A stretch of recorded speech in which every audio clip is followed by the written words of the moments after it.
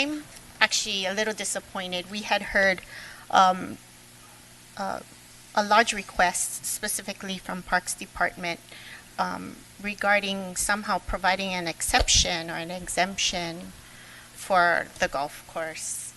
And I was really hopeful that that's something that would have come forward, but it didn't. Um,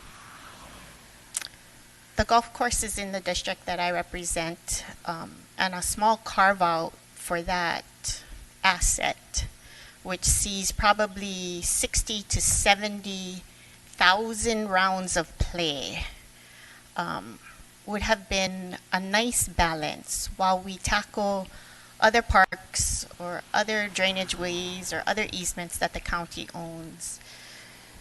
124 acres for an asset that provides a lot of recreation, and to possibly lose that, it's hard. It's really hard. And it really isn't about the amount of new employees. My larger concern was with the hiring of new employees, or even if we don't get new employees, it's the labor, the physical labor that goes with that. And so I did some research on how many workers' comp claims were made related to herbicide or pesticide use since 2014, and Hawaiʻi County has not seen one. But in that same time period, we have seen 33 claims filed for injuries related to mower use, weed eater use, or equipment and grass cutting use, to the tune of $382,000 to this point, and which will only grow. So even if we hit this button right now, we're still going to see that costs grow. But I also suggested, based on what we heard from our Parks and Recreation Department, how about carving out an exemption for the golf course, the public golf course that we have? From what I see, there's been no attempt to change or address that concern. Because I know there were some things brought up by our Maui friend here, who stated that, they've addressed it on Maui, but Maui is different, okay? And I think I stated, and I haven't done any research, I do apologize, but I do know Maui, the golf course, public golf course, I haven't played over there for a long time, but you guys mentioned Seashore Paspalum. We don't have that here. It's different. In order for them to maintain the greens, they need the selective poisoning for zoysia. And it's going to be very, very difficult for them to operate. But I also stated, if we're going to ban those chemicals on our own golf course, see, I'm providing all of these outs for myself to vote yes.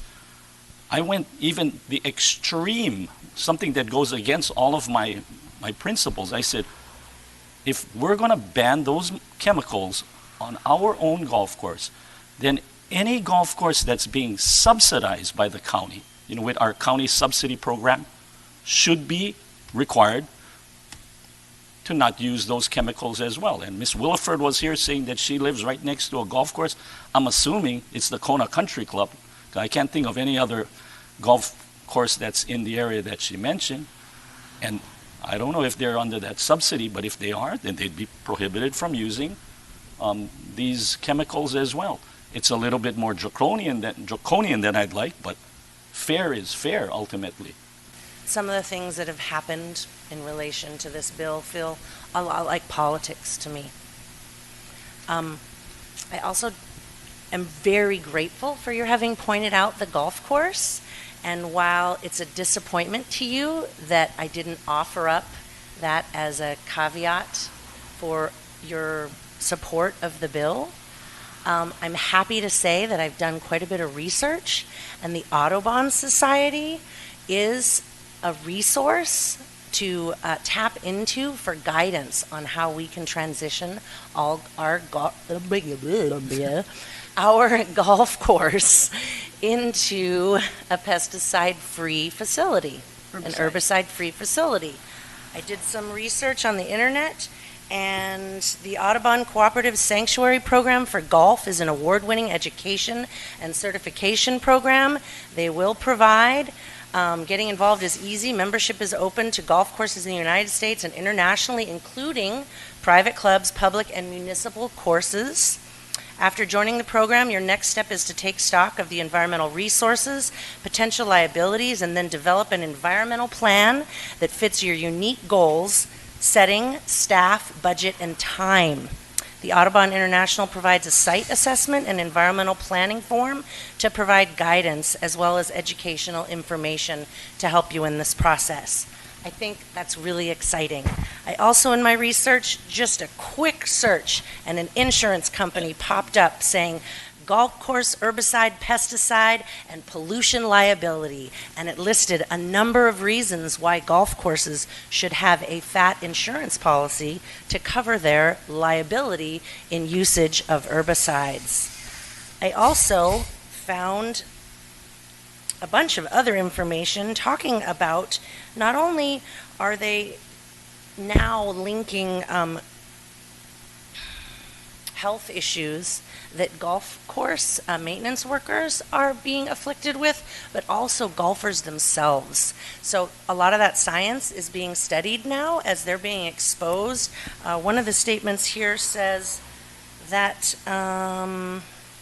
I'm going to forget the number of times, but it's at least 5 times the amount of herbicides are being used on golf courses, are being used in the agricultural industry, and people are walking, touching, playing. And then I just did a little bit of research about our Hilo municipal golf course and where it's located. And it's actually located in a residential area. And when I counted the TMK sites surrounding the golf course, I counted approximately 120. And they may not all have homes on them, but in looking at Google Maps, there were homes on at least 98% of them. And I can't help but being concerned for the people that live in those homes, because the science and the technology and the tracking is there to show that people that live within the vicinities of the golf courses are being exposed, not necessarily to their knowledge. And some people don't know to put together that they've been nauseous or they have headaches, or the different things that are happening to them or their family might be linked to chemical exposure. So I would highly encourage and would hope that Councilmember Leloy would take a look at that and the interest of the people in her district, because they are potentially being exposed to these chemicals.